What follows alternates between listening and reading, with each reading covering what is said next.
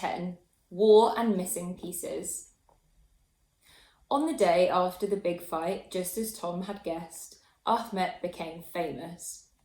In the playground, wherever he went, people pointed and gasped and called him the boy who beat Brendan the bully. And they asked him lots of questions like, is it true you can do 100 punches in under a minute? And what were you really fighting over? Was it your parents' ransom money? And when are you going to fight again? Can we come and watch? After a while, Mrs. Hemsey began to tell everyone to leave Ahmed alone. So everyone started asking Michael and Josie and Tom and me their questions instead. I didn't say much and neither did Michael, but Josie and Tom got so excited they started to add new bits to the story, so that by the end of the week, most of the school believed Ahmed hadn't really just beaten Brendan the bully up, but had fought Chris and Liam too over a suitcase full of red diamonds and a pink basketball. All of this made Brendan the bully scowl more than ever, and even though he stared at us all the time and Chris and Liam showed us their fists whenever they saw us, they didn't chase us around the playground or steal Josie's football or smash it into us when we were carrying our lunch trays like we thought they would. I bet he's scared of us now we've got Ahmed, grinned Tom. Yeah, said Josie, he's a proper scaredy cat now. But Michael said he didn't like it one bit, and he bet Brendan the bully was up to something. At first, I didn't believe him, but then lots of strange things started to happen to Ahmed. The first thing happened just 2 days after the big fight. We had all been decorating a new pot for our photosynthesis plants, and Mrs. Khan had given Ahmed a gold star because his plant had grown faster than anyone else's. I think that was because every morning, before Mrs. Khan called the register, he would water it and talk to it for a whole minute. I didn't know that plants could speak different languages, but when I asked Mrs. Khan about it, she said plants could speak every language under the sun, and that the more languages they heard, the faster they grew. Ahmed was really proud of his gold star, and he got a silver one too for decorating his pot with pictures of seashells and whales and fish. But when we got back from last break that afternoon, his pot was lying broken on the floor and his plant had been stamped on. Someone must have smashed it on purpose because nobody else's plant pots were hurt at all. Mrs. Khan said that if the person who did it didn't put their hand up right away, they would be in big trouble. But nobody did put their hand up, so the mystery of the murder plant pot stayed a mystery. Then, almost exactly a week after the mystery of the murdered plant pot, came the day of the deathly worm tray. After assembly one morning, Mrs. Khan told us to get our workbooks from our class trays. But when Ahmed pulled his open, he found it bursting with a whole pile of large, fat, wriggling worms. He cried out and dropped the tray on the floor so that all the worms went flying across the room. That made Dean, who sits at the back behind me, be sick all over his table. Dean is scared of anything, but he hates worms the most. Mr. Whitaker, the school cleaner, had to come and clean it up, and Mrs. Khan and Miss Hemsey were very angry and checked all our trays. But no one else had a single worm in their tray, not even Tony the nose picker, who likes to collect all kinds of strange things in his tray.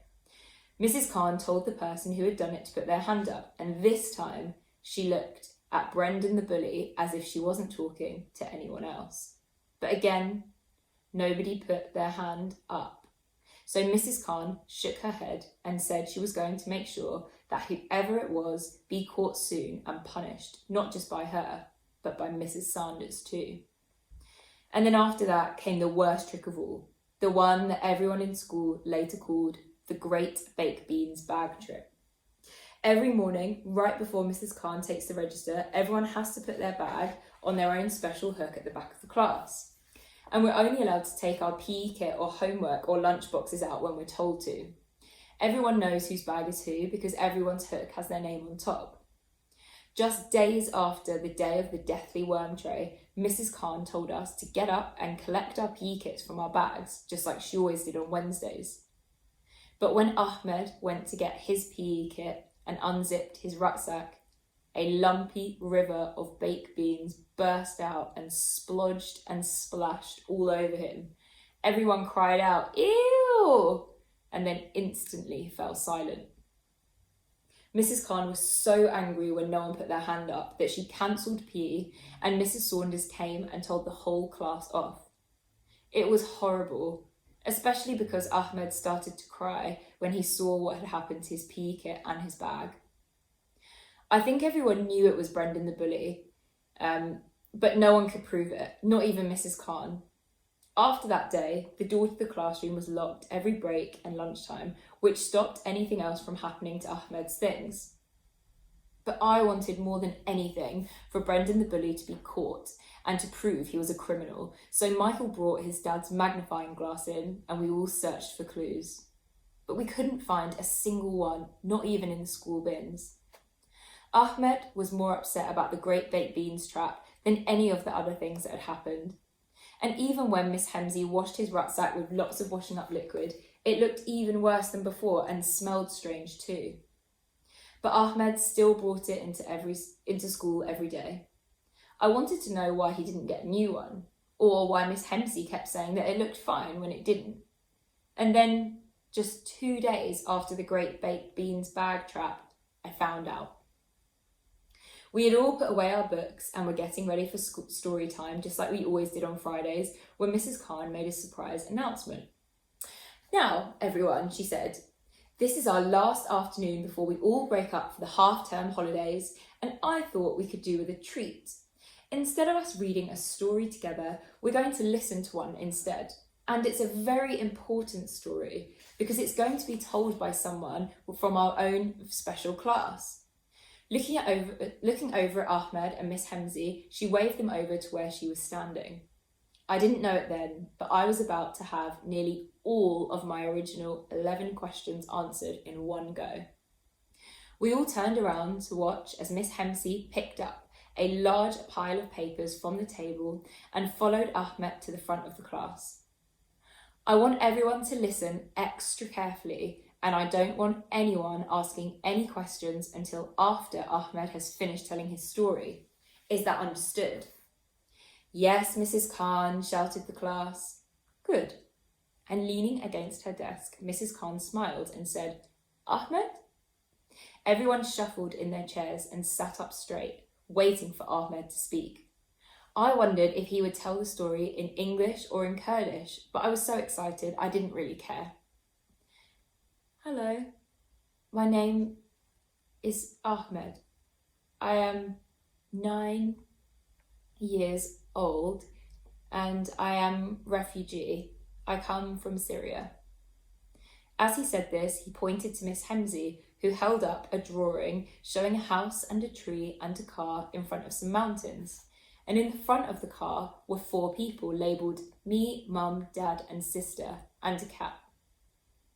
I was surprised because I had never thought about Ahmed having a brother or a sister. I thought he was like me and didn't have any. His sister wasn't at our school. In the picture, she looked smaller than him, so maybe she was in nursery. "But in Syria, there is big war," said Ahmed, and he pointed to Miss Hemsey again, who held up another picture. This one showed buildings on fire and bombs dropping from a plane, and lots of people lying on the ground, and other people holding guns. Josie stopped chewing her hair and looked at me, and then looked back at the drawing again, and from behind I heard someone whisper, "Whoa, he's seen a real bomb and a real gun." "Because of war, my family run away," said Ahmed, and his lion eyes became big and round and watery. "We went on mountain and rivers and carry bags and cat." This time Miss Hempsey held up a picture showing a family crossing mountains and rivers, and in the sky, birds that were crying. In the picture, Ahmed had drawn himself carrying a red rucksack with a black stripe on it, just like the one he had now. This was when I knew why he loved the bag so much, and when he cried when it had been filled with Brendan the bully's horrible baked beans. He had carried it all the way from his house and over a mountain, which meant it was lots more important and lots more special than any of our bags. Then nowhere safe. So we get on boat on big sea. This time, Miss Hempsey held up a drawing of a boat. But the boat wasn't like a normal boat with sails and pointy ends and wooden sides. This one was flat and round and with orange on the sides, just like the ones I had seen on the news that didn't have any toilets on them. And inside the boat were lots of people, all wearing vests that made them look like puffin birds. But there were people in the water too, and they had bubbles coming out of their mouths saying, "Help me." Everyone leaned forward in their chair and tried to read the labels Ahmed had put over some of the people's heads.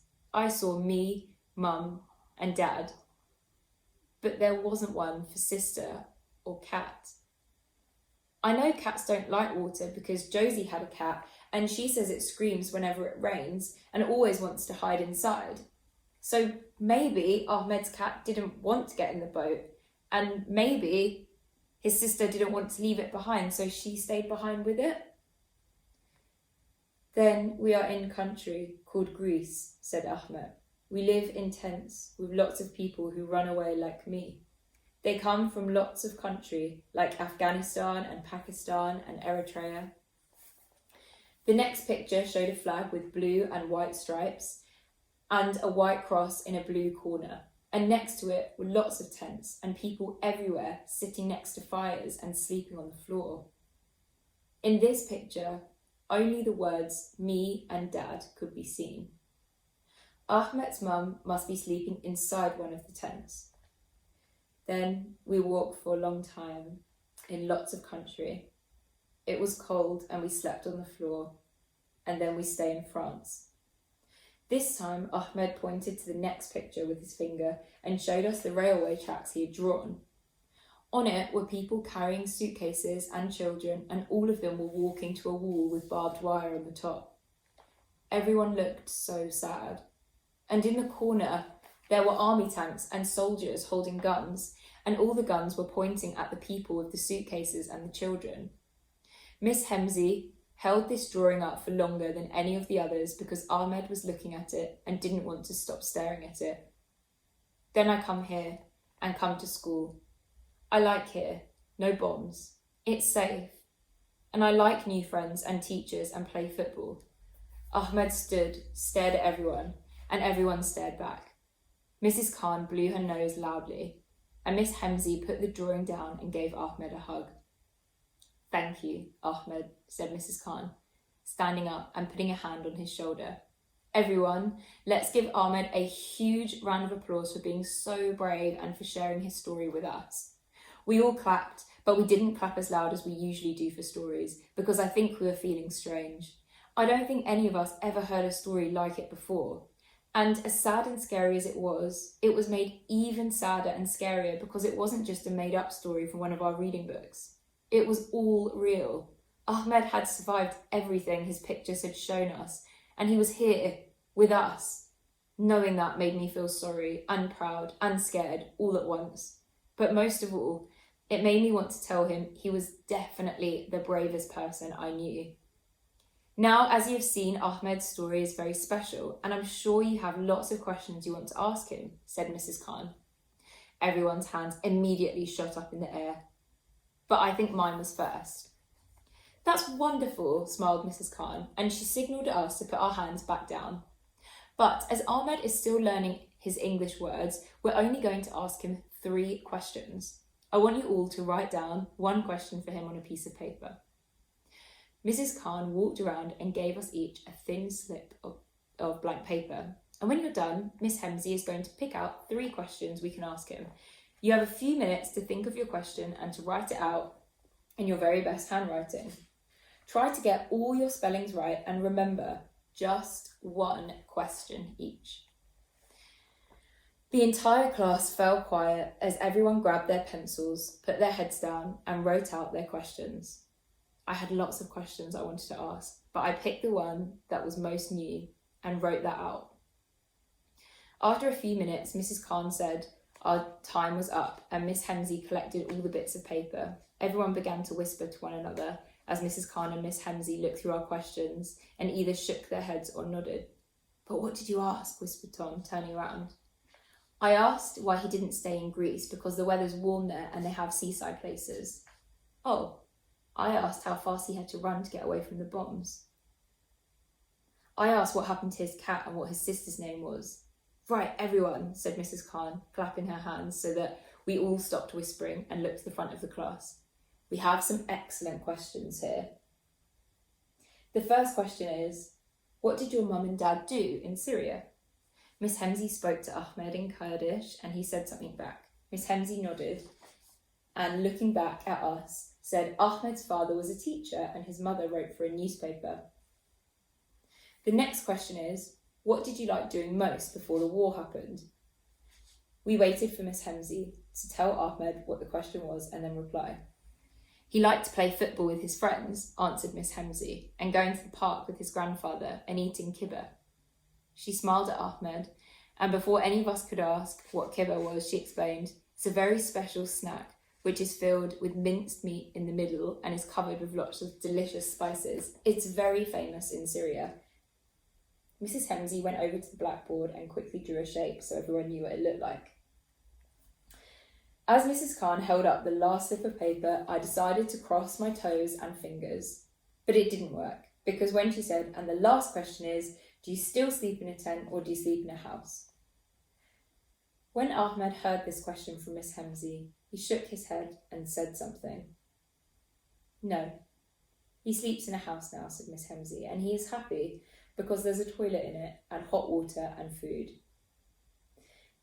As we all nodded to each other, Mrs. Khan put her arm around Ahmed and said, let's give Ahmed another round of applause, shall we? This time nearly everyone clapped, much louder than before, and Michael even cried out, woo, as Ahmed and Miss Hemsey went and sat back down. But I could see Brendan the bully mouthing boo and making a face as if something smelled, and Liam giving a double thumbs down. I looked back at Mrs. Khan and Mrs. Hemsey, hoping they'd seen it too, but they were busy looking at Ahmed. Right, now everyone, before we leave today, I want you all to listen to me very carefully. Mrs. Khan clapped her hands once and waited for everyone to settle back down. As I said, you all had some fantastic questions for Ahmed, and I'm very proud of you for thinking up such interesting and thoughtful ones, but...